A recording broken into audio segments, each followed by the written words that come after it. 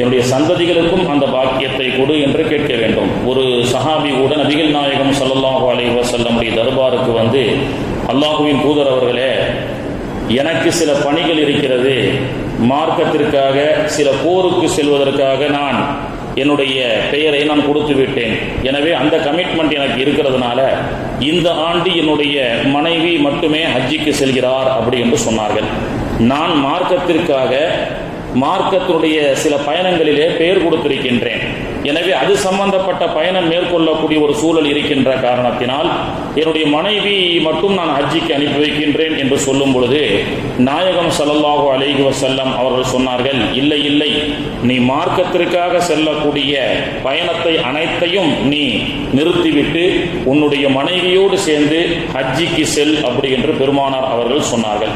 எனவே செல்லும் பொழுது கூட அந்த ஹதீஸை தொடர்ந்து சொல்லப்படுகிறது, பெண்கள் தனியாக ஹஜ்ஜிக்கோ உம்ராவிற்கோ சாதாரண பயணங்களுக்கோ செல்லக்கூடாது என்ற சட்டத்தை கூட நம்மால் பார்க்க முடியும். எனவே அழைத்து செல்லும் பொழுது நம்முடைய மனைவி பிள்ளைகளையும் அந்த ஹஜ்ஜிக்கு சேர்ந்து குடும்பத்தோடு செல்ல வேண்டும் என்று இறைவனிடத்திலே நாம் துஆ செய்ய வேண்டும். கண்ணியத்திற்குரியவர்களே, அல்லாஹ் தஆலா ஹஜ்ஜி கடமையை பற்றி சொல்லும் பொழுது முதலிலே மக்காவை பற்றி சொல்லி காட்டுகின்றான். இன்ன அவ்வல பைத்தியும் உதிஅ லின்னாசி லல்லதி பி பக்கத முபாரகா வஹுதல்லில் ஆலமீன். இறை வணக்கத்திற்கென்று மனிதர்களுக்காக கட்டப்பட்ட முதல் வீடு நிச்சயமாக பக்கா என்று சொல்லக்கூடிய மக்காவாகும்.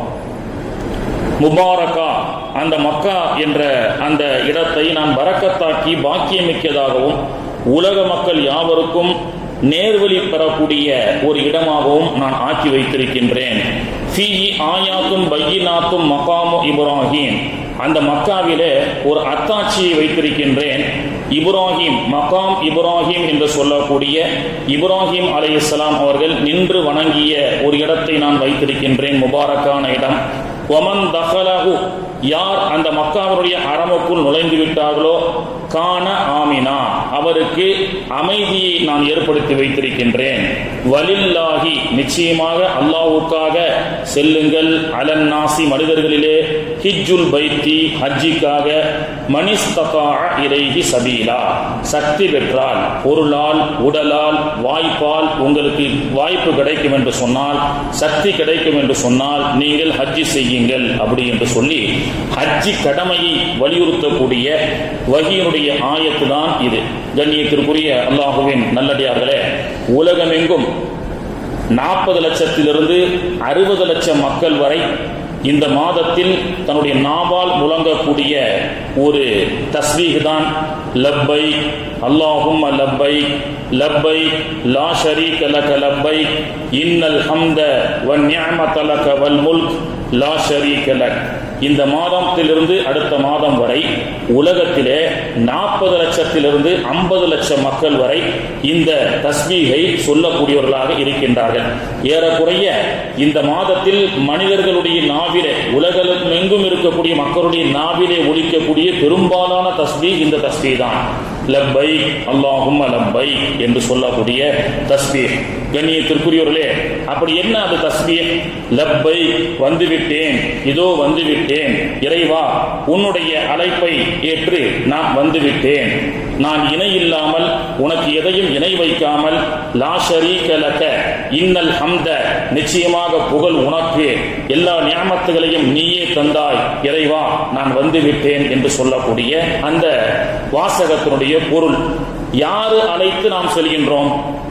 யாரோ கூப்பிட்டதற்கு உண்டான பதில் அளிக்கக்கூடியதுதான் லப்பை.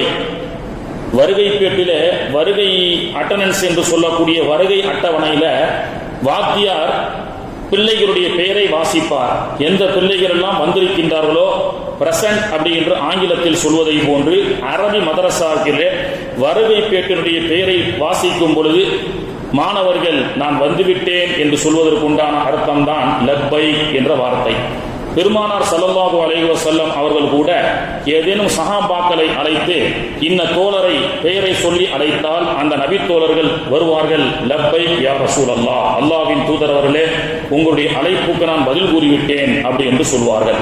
அப்போ இந்த லப்பைக் என்ற தஸ்பீஹ் மட்டும் மற்ற தஸ்பீஹ்களை கூட ஒரு வித்தியாசமானது. என்னன்னா, அல்லாஹ் கூப்பிட்டுருக்கிறான், அல்லாஹ் யாரை நாடுகின்றானோ அவர்களை அழைத்திருக்கின்றான். அந்த அழைப்பிற்கு இதோ வந்துவிட்டேன். அப்ப அட்டனன்ஸ்ல ஹாஜிகளுடைய பெயர் இடம் பெற்று விட்டது. எப்பொழுது இடம் பெற்று விட்டது?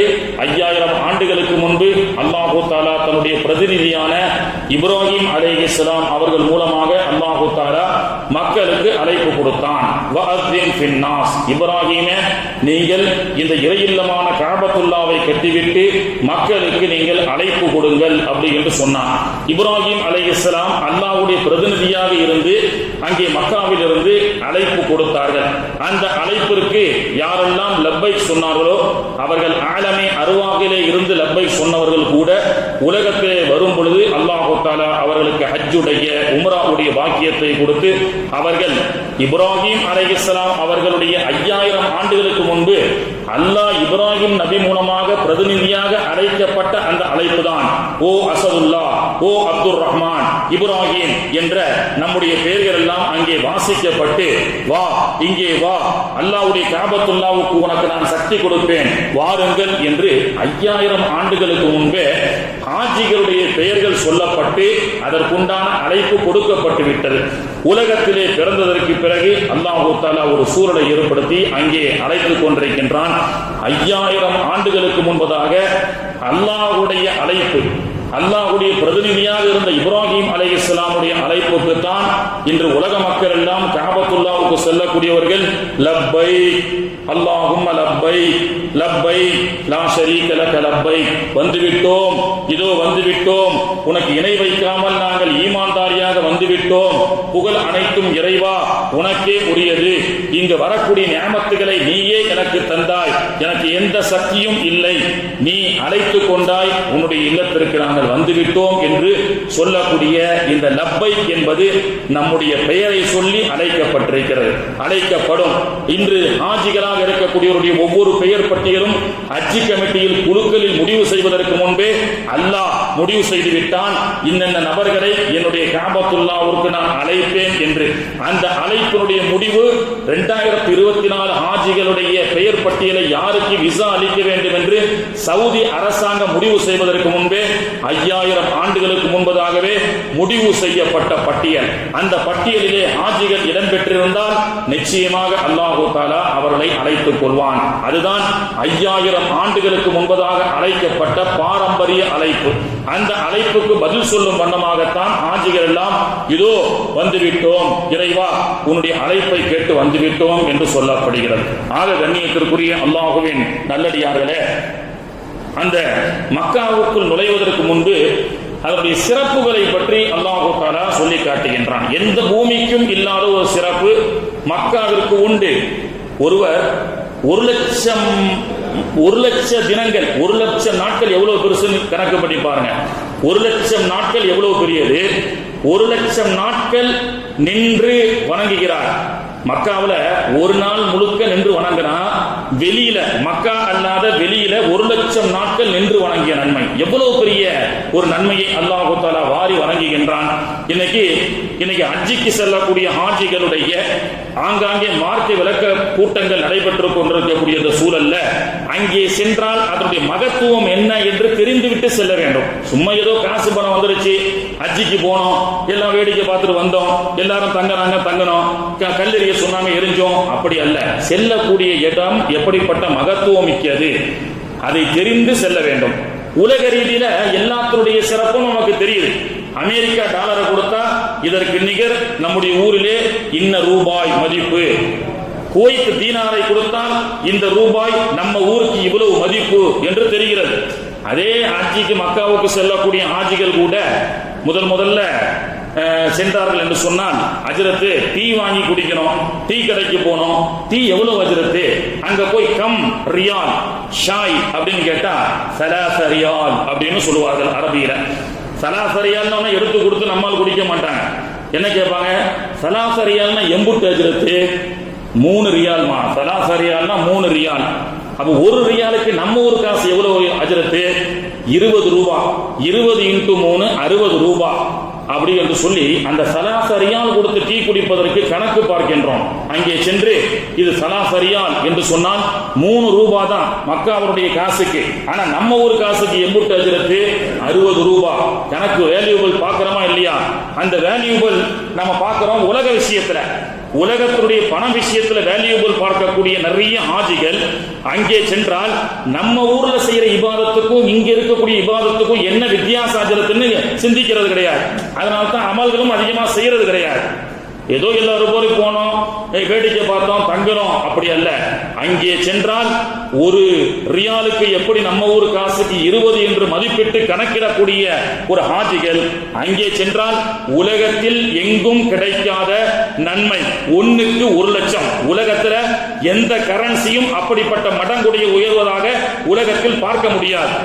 அப்படிப்பட்ட கரன்சி ஒரு ரூபாய் அந்த நாடுன்னு சொன்னா மற்ற ஊர்ல 1 லட்சம் ரூபாய்னு சொன்னா வேணா இந்தோனேஷியா போன்ற நாடுகள்ல வேணா இருக்கலாம் சில தினார்களுக்கு மதிப்பாக. ஆக ஒரு நன்மைக்கு ஒரு நன்மை செய்தால் 1 லட்சம் நன்மை.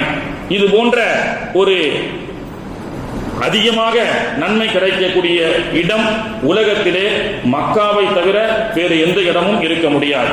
அப்போ அல்லாஹ் தஆலா மக்காவை செழிப்பாகவும் ஆக்கி வச்சிருக்கிறான். வமன் தகலஹு கான ஆமினா, அதுக்குள்ள நுழைந்தால் நீங்கள் மன அமைதி பெறுவீர்கள். செல்வம் இருந்தால் வசதியோடு வாழலாம், சிறப்பாக வாழலாம் என்றெல்லாம் நமக்கு இருக்கிறதா இல்லையா? அப்போ செல்வம் இருந்தால் மட்டும் ஒரு மனிதருக்கு நிம்மதி வர முடியாது. அப்படி பார்த்தா நம்ம ஸ்வீடன் நாடு, ஸ்வீடன் என்ற ஒரு கண்ட்ரி உலகத்திலேயே ஒரு சின்ன country. Sweden is the richest country in the world. உலகத்திலேயே ரொம்ப செல்வ செழிப்புடைய நாடு என்று சொல்லக்கூடியது ஸ்வீடன். பட்ஜெட் போடப்பட்ட அந்த பட்ஜெட்ல நஷ்டமானதாக ஸ்வீடன்ல வரலாறே கிடையாது. எந்த அளவுக்கு என்று சொன்னால் இந்த நிமிடம் பிறக்கக்கூடிய குழந்தை அந்த குழந்தைக்கும் தாண்டி அந்த குழந்தையுடைய பேரப்பிள்ளை வரைக்கும் சொத்துடைய நாடு. இன்னைக்கு பிறக்கக்கூடிய குழந்தைக்கும் வறுமை வராது. அது பெருசாகி கல்யாணமாகி அதுக்கு பிறக்கக்கூடிய குழந்தைக்கும் வறுமை வராது. 3 தலைமுறைக்கு வறுமை என்பதே பிறக்கக்கூடிய குழந்தைக்கு இல்லைன்றான். எந்த நாட்டில்?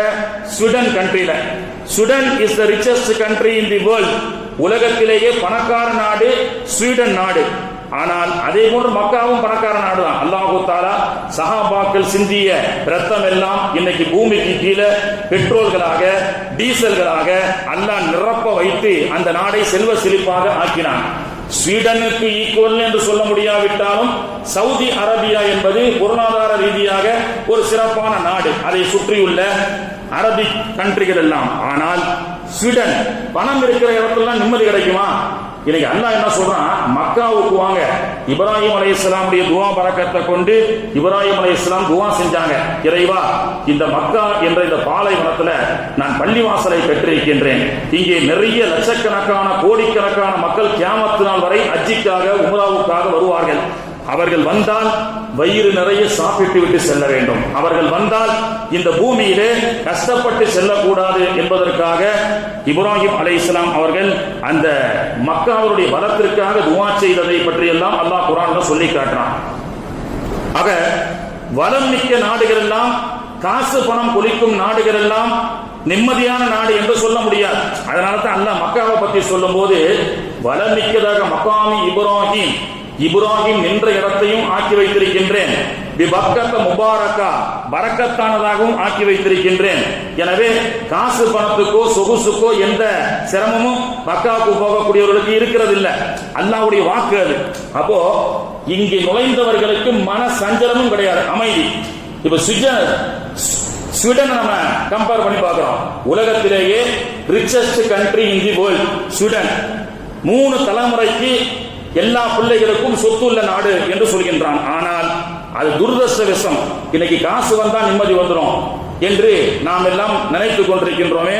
இந்த ஸ்வீடனுடைய வரலாறை பார்த்தால் அது பொய் என்று ஆகிவிடும். என்ன?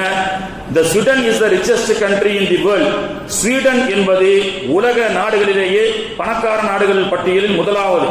But has a highest suicide rate in the world அப்படின்னு சொல்றான்.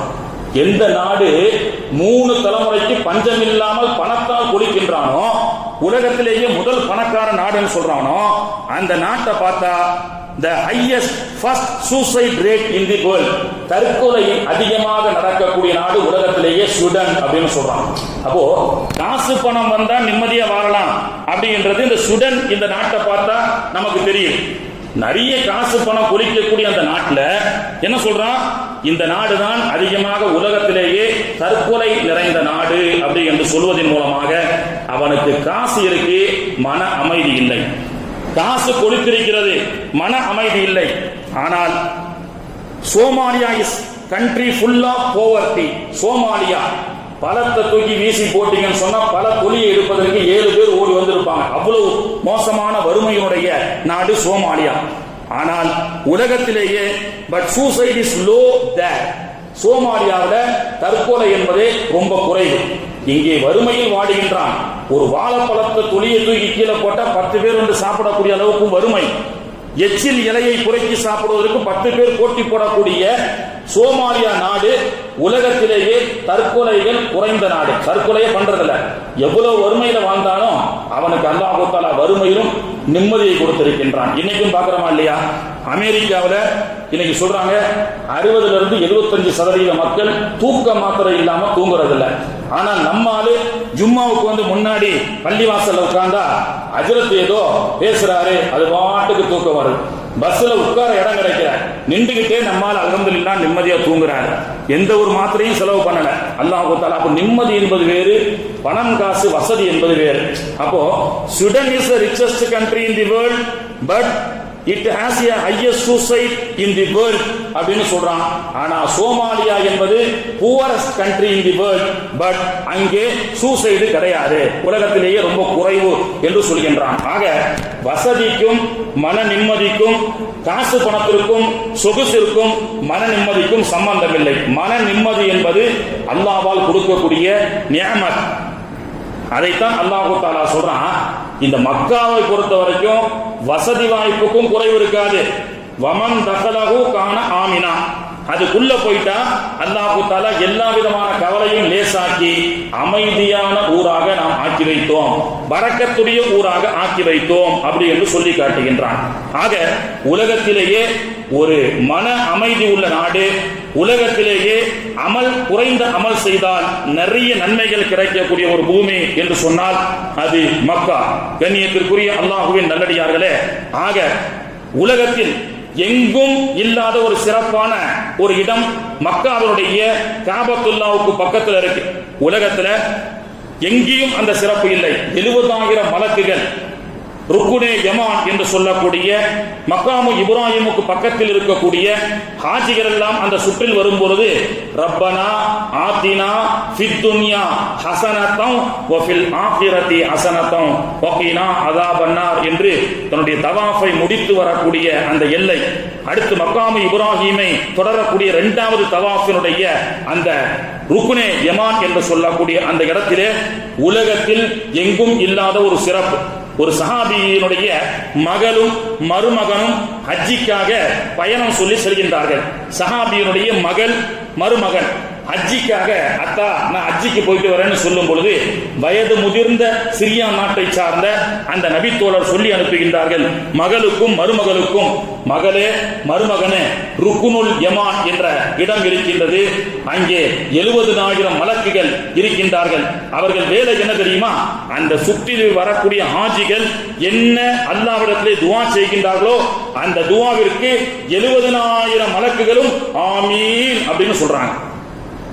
உலகத்தில் எங்கும் அப்படிப்பட்ட சிறப்பு இல்லை. அந்த 70,000 மலக்குகளுடைய வேலை என்ன?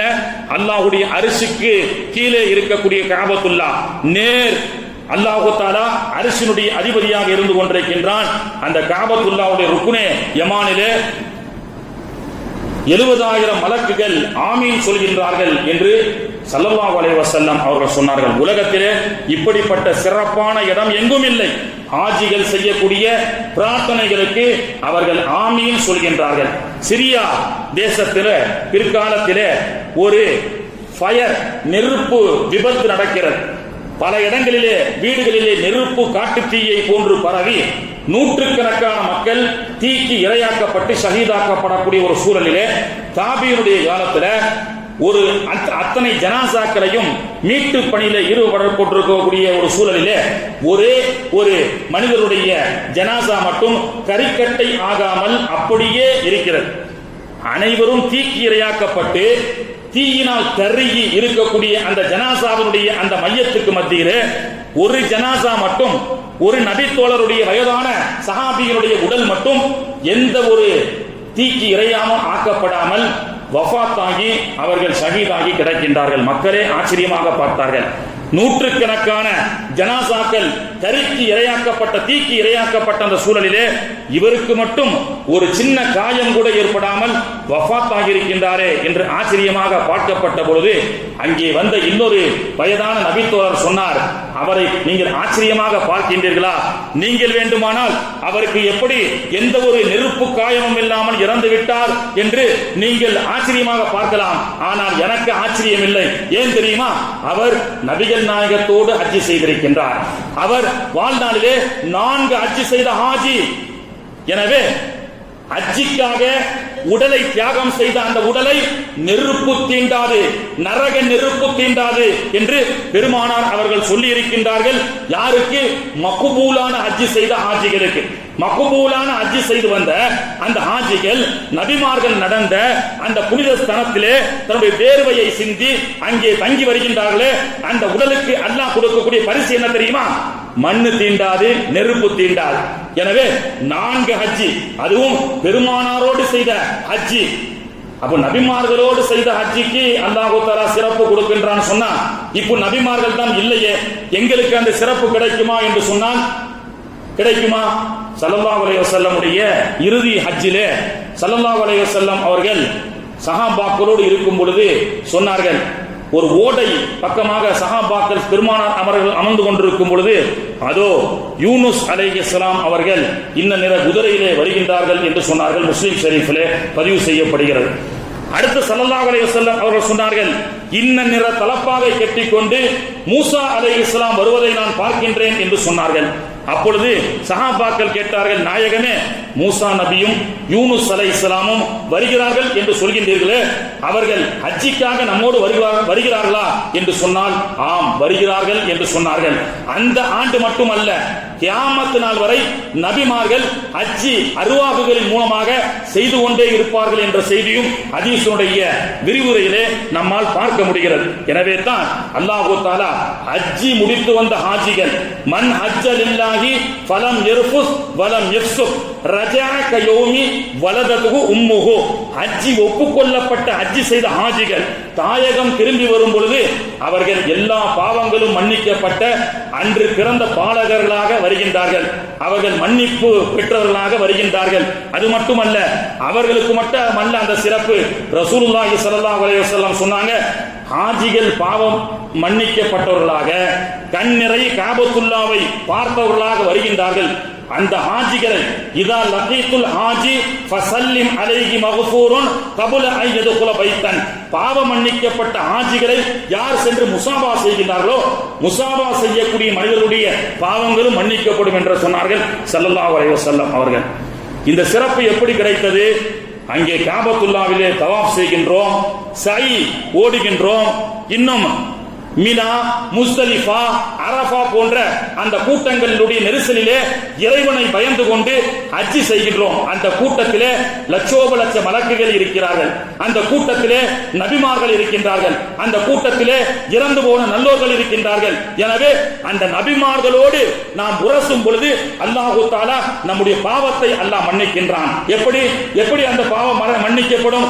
மக்காமே இப்ராஹிம் என்று சொல்லக்கூடிய இப்ராஹிம் அலைஹிஸ்ஸலாம் நின்று கட்டிய அந்த பள்ளிவாசல், அதற்காக அவர்கள் செய்த அந்த தியாகம், அல்லாஹ் அந்த கால் பாதத்தை அல்லாஹ் பாதுகாத்து வைத்தானே, அவர் நின்ற இடத்திலே வத்தகிது மின் மகாமி இப்ராஹிம முஸல்லா, என்னுடைய இப்ராஹிம் நின்று தொழுத அந்த இடத்திலே நீங்கள் வரக்கூடிய அனைவரும் தொழுங்கள் என்று அல்லாஹ் சொன்னான்.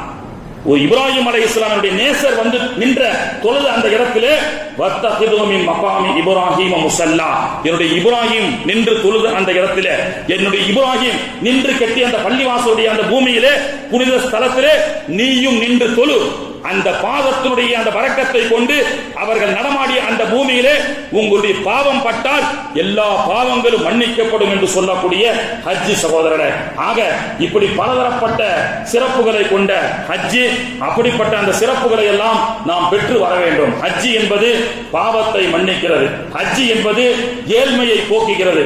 ஹஜ் செய்தவர்களுக்கு அல்லாஹ் தஆலா வறுமையே வராது என்று அல்லாஹ் தஆலா சொல்லி ஸல்லல்லாஹு அலைஹி வஸல்லம் அவர்கள் சொல்லி காட்டுகின்றார்கள். எனவே கண்ணியத்திற்குரியவர்களே, உலகத்தில் ஒரு மனிதன் பாவம் செய்யாத மனிதனே கிடையாது. அப்படிப்பட்ட பாவம் செய்த அந்த மனிதனுடைய பாவத்தை எல்லாம் போக்கக்கூடிய சிறப்பான ஹஜ்ஜிக்கு அல்லாஹ் தஆலா அனைவரும் செல்லக்கூடிய பாக்கியத்தை தருவானாக. எந்த எல்லையை மனிதன் அடைந்தாலும் அவன் ஒரு அடியான் தான். அவனுடைய பாவங்கள் மன்னிக்கப்படுகிறது. இன்னைக்கு சில பேர் நாட்டில் சில பேர் என்ன செய்யறாங்க, நான் தான் கடவுள், நான் தான் கடவுளின் அவதாரம் என்றெல்லாம் இன்னைக்கு சொல்லிக் கொண்டிருக்கின்றார்கள். எந்த எல்லையில அமல் செய்தாலும் ரசூல் ஸல்லல்லாஹு அலைஹி வஸல்லம் அவர்களை நாம சொல்றது என்ன, அப்துஹு வ ரசூலுஹு, அல்லாஹ்வுடைய அடியாராகவும் திருத்தூதராகவும் இருக்கின்றார்கள். உலகத்தில் இன்னைக்கு நிறைய பேர் நான் கடவுளுடைய அவதாரம், இந்தியாவை காக்க வந்த தெய்வ பிறவி என்றெல்லாம் சொல்லிக் கொண்டிருக்கின்றார்களே. அப்படிப்பட்ட தெய்வ பிறவிக்கு சொந்தக்காரர்கள் உலகத்தில் யாரும் இருக்க முடியாது.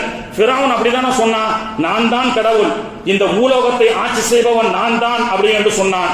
மூசா அலைஹிஸ்ஸலாம் வந்து சொன்னாங்க, நீ தான் கடவுளா? ஆம், நான் தான் கடவுள் அப்படி என்று சொன்னால், கிழக்கில் உதிக்கக்கூடிய சூரியனை ஒரு நாள் மேற்கில் உதிக்க வையப்பா என்று சொல்லும் பொழுது அவன் வாயடைத்து போனான். திரும்ப ஃபிரௌனுக்கு சொல்ல தெரியாதா? சரி, என்னால தான் முடியல, நீ தான் நபின்னு சொல்றிய, நீ அந்த அற்புதத்தை காட்டுன்னு சொல்ல தெரியாதா? சொன்னால் மூசா அலைஹிஸ்ஸலாம் அல்லாஹ்வுடைய அற்புதத்தை கொண்டு செய்வார்கள் என்பது ஃபிரௌனுக்கு தெரியும். ஃபிரௌன் என்பவன் நான் ஒரு டுபாக்கூர்னு அவனுக்கே தெரியும்.